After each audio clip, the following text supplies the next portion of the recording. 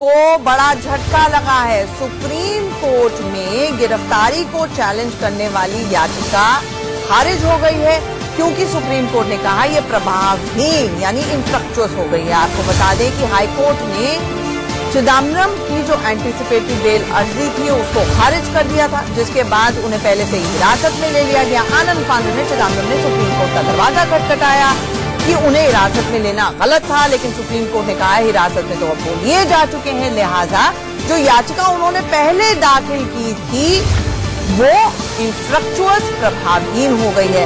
अब मसला ये है कि जो एक और याचिका चिदम्बरम की सुप्रीम कोर्ट में ही दाखिल हो चुकी है, जो निचली अदालत के रिमांड ऑर्डर के खिलाफ है, उस पर कब सुनवाई होगी। हमारे सहयोगी आशीष से ना जुड़े। आशीष, पहले कोई अपडेट दें कोर्ट का। एक बड़ा झटका पी चिदम्बरम को। सुप्रीम कोर्ट ने सीबीआई मामले में जो उन्होंने दिल्ली हाईकोर्ट के ऑर्डर को चैलेंज किया था उसको कोर्ट ने खारिज कर दिया है। सुप्रीम कोर्ट ने कहा कि आपकी याचिका प्रभावहीन हो गई है, ऐसे में आपको निचली अदालत में रेगुलर बेल फाइल करनी पड़ेगी। दैट मीन्स अब इनको राउस एवेन्यू कोर्ट में रेगुलर बेल फाइल करनी होगी। अब पी चिदम्बरम के पास केवल 3 ऑप्शन है। पहला ऑप्शन ये है कि या तो वो राउस एवेन्यू कोर्ट में रेगुलर बेल प्ली फाइल करें। दूसरा उनके पास ऑप्शन है कि वो सुप्रीम कोर्ट के आदेश का इंतजार करें अपनी लंबित याचिका पर, जिसमें उन्होंने 4 दिन के सीबीआई रिमांड को चुनौती दी है। और तीसरा उनके पास ऑप्शन है कि जब आप CBI remand application lower court में मूव करेगी तो वो उसका विरोध करे। तो इन 3 ऑप्शन में से 2 ऑप्शन पे आप पी चिदम्बरम को चूज करने पड़ेंगे आज। लेकिन बेहद दिलचस्प, ईडी मामले की सुनवाई शुरू हो गई है आंचल।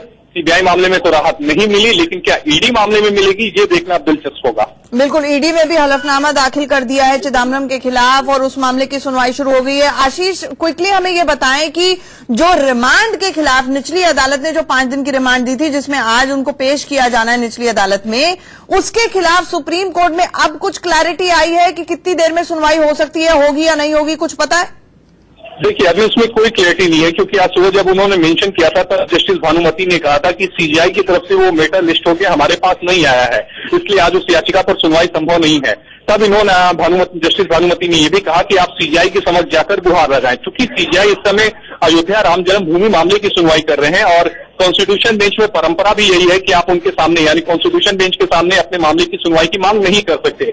एक ही ऑप्शन बचता है कि रजिस्ट्रार के थ्रू आप सीजीआई तक मामले को सूचीबद्ध कराने को लेकर गुहार लगाए, लेकिन वो भी तब हो पाएगा जब 1 बजे सुप्रीम कोर्ट की बेंच यानी कॉन्स्टिट्यूशन बेंच सुनवाई से उठेगी। यानी फिलहाल अभी कोई राहत नहीं। आशीष, 20 मिनट तक देश की सबसे बड़ी अदालत में सुनवाई चलती है और वो भी उस पिटीशन पे वो जो इनफ्रक्चुअस है उसमें प्रेयर ही ठीक नहीं थी, तो उससे क्या फायदा हुआ चिदम्बरम का?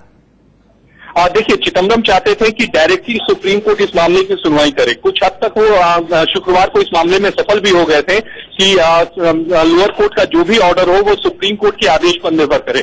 लेकिन अब सुप्रीम कोर्ट ने जब इनफैक्चुअस कर दिया है उनकी सीबीआई वाले मामले में, तो अब उनके पास एक ही ऑप्शन है कि सुप्रीम कोर्ट आज किसी भी तरह से उनकी दूसरी वाली याचिका पर सुनवाई शुरू करे, जिसमें उन्होंने 4 दिनों की जो रिमांड थी 5वें दिन उनको पेश करना था, उसको चैलेंज किया है।